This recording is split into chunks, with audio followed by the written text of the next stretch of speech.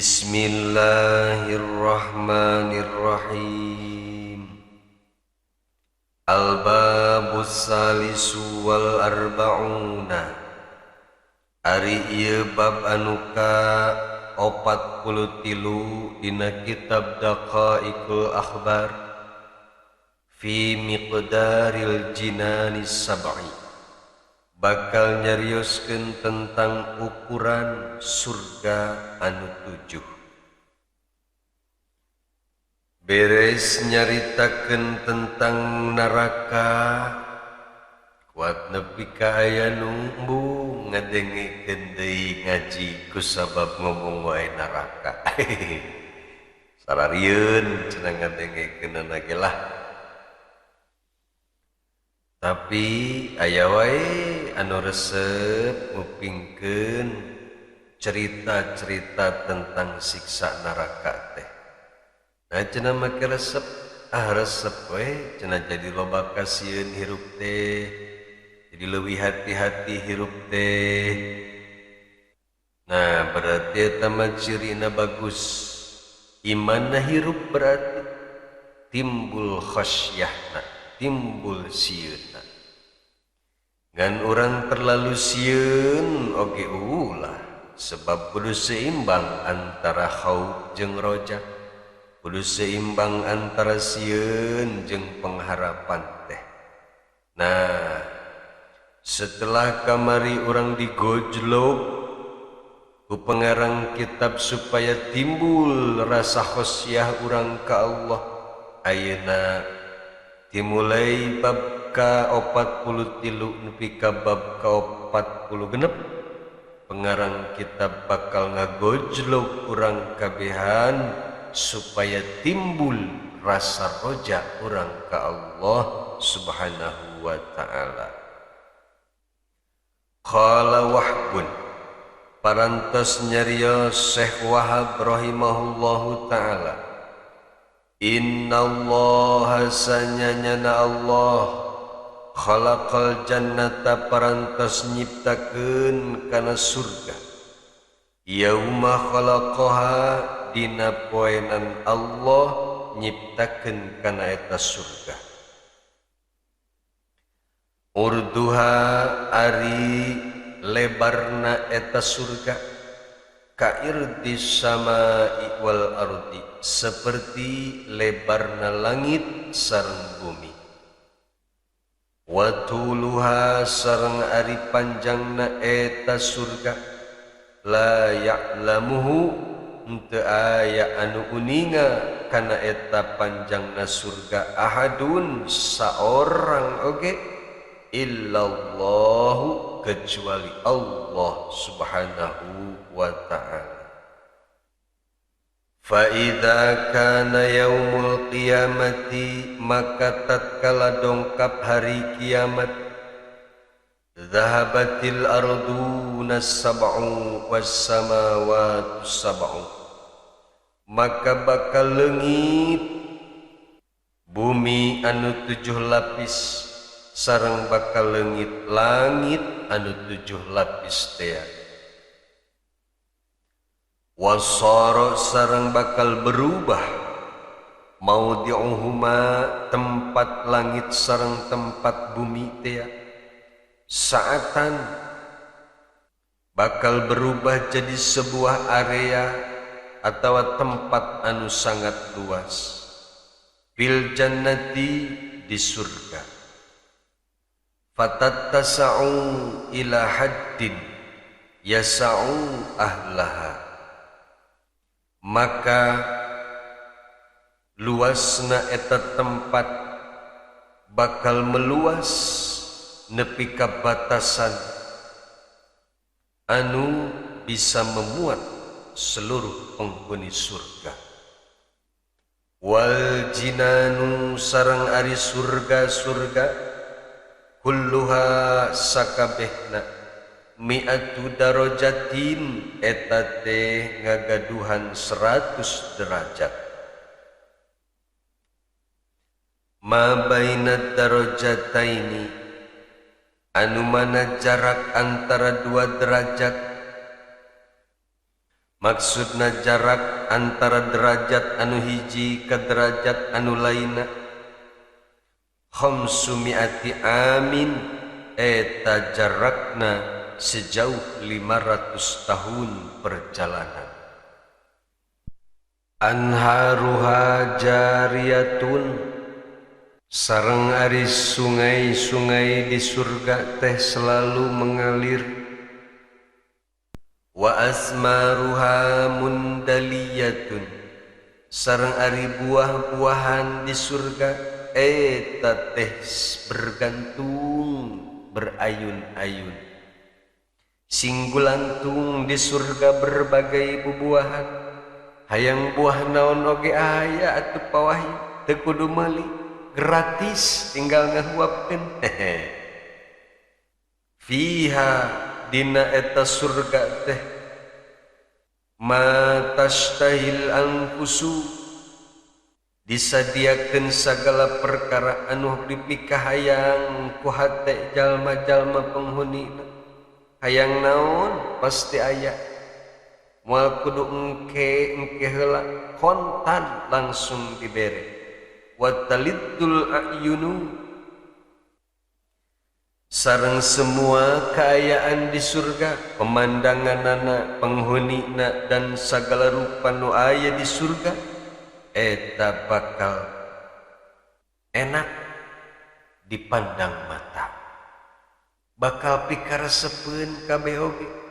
Urang moal manggih piambekeun saeutik oge dina eta jero surga, moal manggih awewe anu jore patut, moal manggih awewe anu bawel cerewet pika keseleun, moal. Sebab saur Allah dina Al-Qur'an, fiha azwajun mutahharah. Wallahu a'lamu bimuradih, dina eta surga teh terdapat istri-istri anu suci. Eta saur Syekh Ibnu Abu Thalhah, beliau ngariwayatkeun ti Sayyidina Ibnu Abbas, anu dimaksud mutahharah ti dinya teh nyaeta bersih, suci tina najis sareng kotoran. Moal aya awewe anu dekil, moal aya awewe anu loba dakian. Bahkan saur Imam Muzahid, beliau nyarioskeun ari anu dimaksud suci ti dinya nyaeta istri-istri anu suci tina haid. Moal haid di surga mah naon sebabna? Sebab eueuh tukang dagang softtek. Atuh moal haid depan kotoran, mentak di surga mah moal aya kotoran. Moal aya nu haid, urang bisa memakai kapan saja. Moal aya alasan, punten nuju haid. Moal paidik tenang we. Suci tidinya oge suci tina buang air besar. Moal aya toilet mentakan di surga, sebab moal aya nu BAB. Nya kitu deui buang air kecil moal. Moal aya istri anu rehakan, moal aya lehoan, moal aya ludah, ciduh ge ciduh, moal aya. Bahkan air mani ge air mani, moal aya. Atuh cenah naon meureun urang lamun gagawean? Engke bakal dicaritakeun. Sareng moal aya anu anakan. Rek saha nu daekeun ngurusan lagi atuh. Eueuh profesi bidan di ditu, eueuh rumah sakit di ditu. Mentakan jongjon ti ditu mah Pak Habib arek dipake berang penting oge sugan teu kudu kabe. Moal anakan.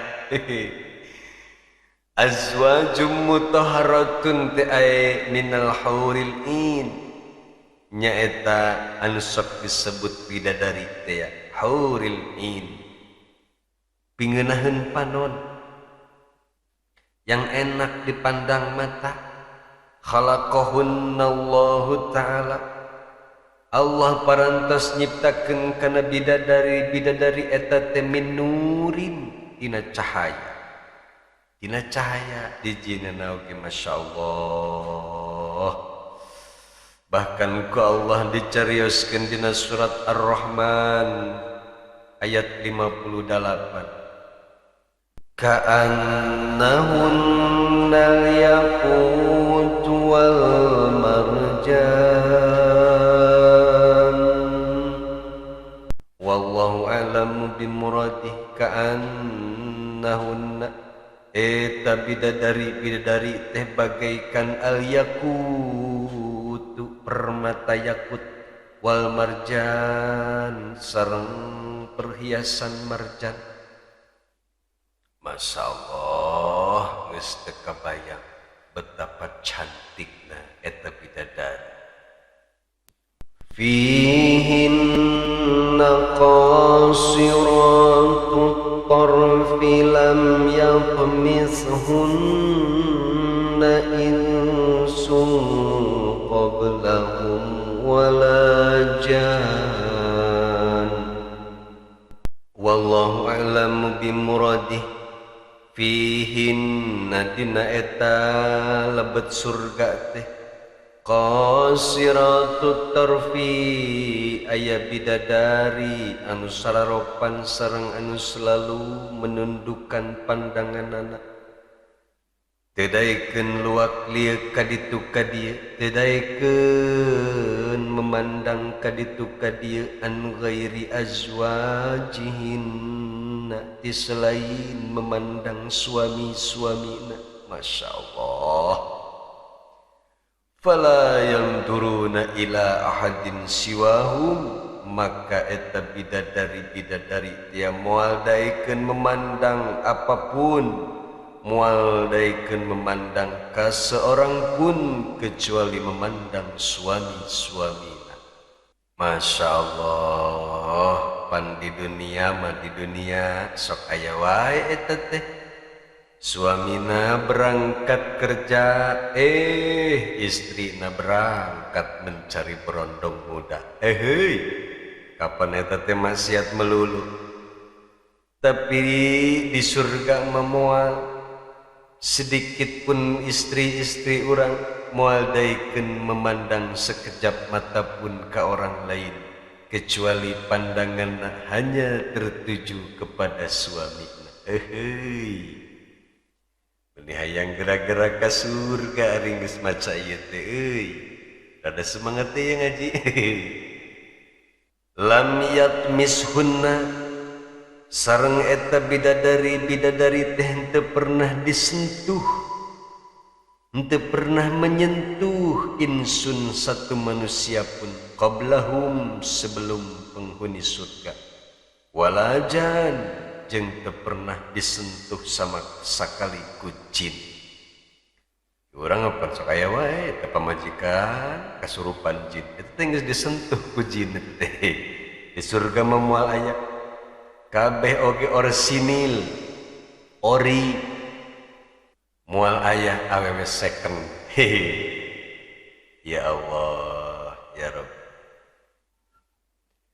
Selain para suami mendapatkan istri-istri anu can pernah disentuh ku siapapun, kullama asabaha jauzuha, maka setiap kali suamina menyetubuhi istrina di surga, wajadaha bikron, maka suamina bakal mendapati bidadari nate perawan lagi.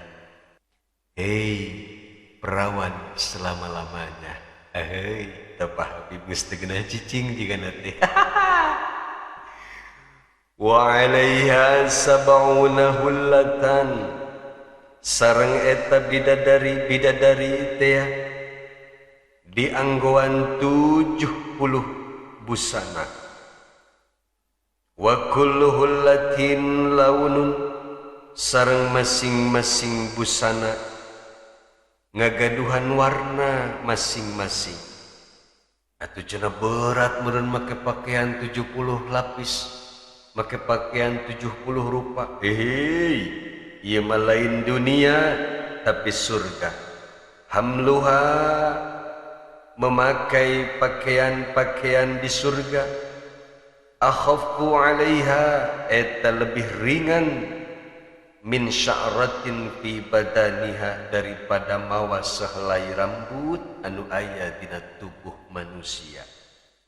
Yura mukhu saqiha min wara'i lahmiha eta bidadari teh tiasa katingali sungsumna di balik dagingna wa admiha sareng di balik tulangna wajil diha sareng di balik kulitna.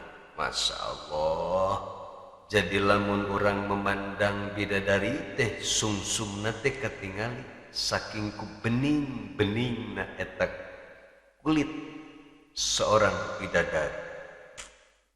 Kama yarasharabul ahmaru sakumaha ayeuna urang di dunia ningali minuman anu warna beureum minaz zujaji anu aya dina gelas akhdari anu warna hejo. Gelasna hejo caina beureum tetep kan katingali di luareun gelas warna caina. Masya Allah.